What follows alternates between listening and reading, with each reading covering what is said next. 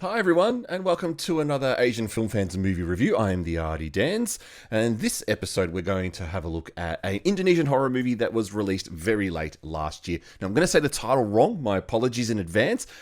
Perempuan Bergauan Merah, which I believe roughly translates to red-dressed woman or red-based woman or something like that. Firstly, my apologies for my voice. I currently have a bit of a cold, so I'm going to try and fight through this review. Let's check out the plot of the movie first. Dinda and Kara host an impromptu party at Kara's apartment with 4 other people, 2 boys and a couple. After a heavy bout of drinking, Dinda runs to the bathroom to throw up and is attacked by one of the boys. She escapes, leaving Kara behind, but wakes up the next day to a phone call from Kara's mother. She's missing, and the apartment is in a mess. 1 month later, and Kara's body still hasn't been recovered, but Dinda, the other 4 partygoers, and Kara's boyfriend Putra all start witnessing a ghostly apparition of a woman in a red dress.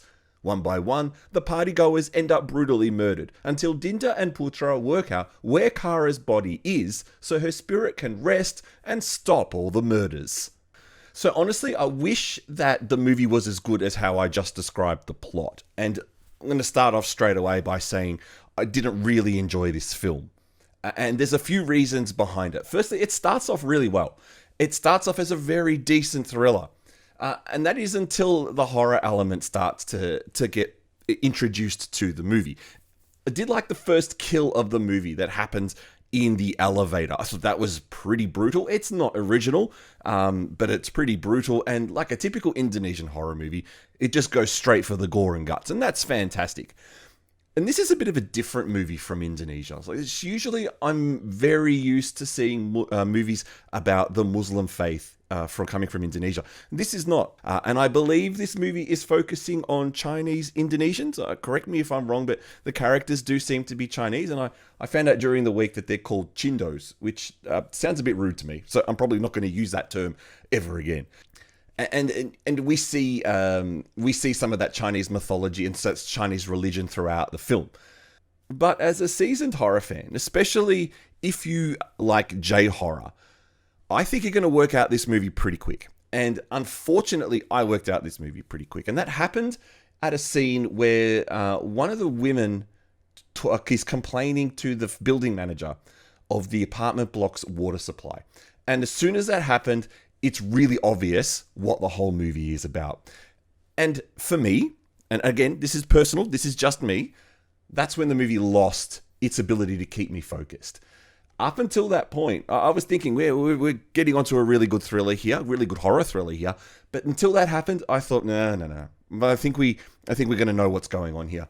And, I was proven right. When the end came, that was exactly how I predicted. What I find a little bit confusing about this film, and I'm not sure if I missed something, there is a scene where they go visit the, what do we call it? A witch doctor, something like that. And she explains about Hongwei, which is Chinese word for red ghost. And I'm assuming that there is a bit more of a mythology or story behind Hongwei. I couldn't find anything when I jumped online. Hongwei is a very generic term, so nothing really popped up. But what then you miss is where the spirit comes from, what's kind of fueling the spirit's anger, and how this spirit can be stopped. And I felt that those questions didn't really get answered. The movie's finale is just telegraphed way in advance. And anyone who's paying attention, and anyone who's a J-horror fan from about 20 years ago, and especially the really, really big Hideo Nakata films, you'll know exactly what I'm talking about. That's how this movie ends. And when you see Dinda wearing her white nightgown, straight away you get visions of Sadako.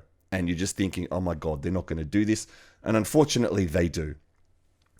And it got to the point where I'm thinking, now, is this movie an homage? Or is this movie a parody of J-horror? This movie has some pretty high ratings online. It's 73% sitting on TMDb. And I'm not really sure how that's so high. And maybe it's coming out from a younger audience who aren't very familiar with the J-horror films. And there are a couple of other issues I had with this film, especially towards the end, where Dinda's trapped in the water tank and there's a light. And I'm wondering to myself, where's this light coming from? it's a weird thing to talk about because at this point of the movie, I'm a bit disengaged. So I'm starting to pick on these little things. And again, that's what took me kind of out of the movie. If you enjoyed it, that's great, and I would love to know in the comments below what you enjoyed about the film. But I just couldn't get into this one.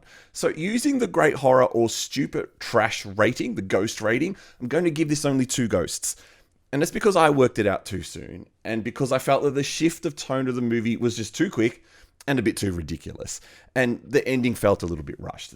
This movie was produced by Timo Cantagno. I hope I'm pronouncing that right, and I just expected a little bit more. So that's Perempuan Bergauan Merah. I know I terribly said that wrong.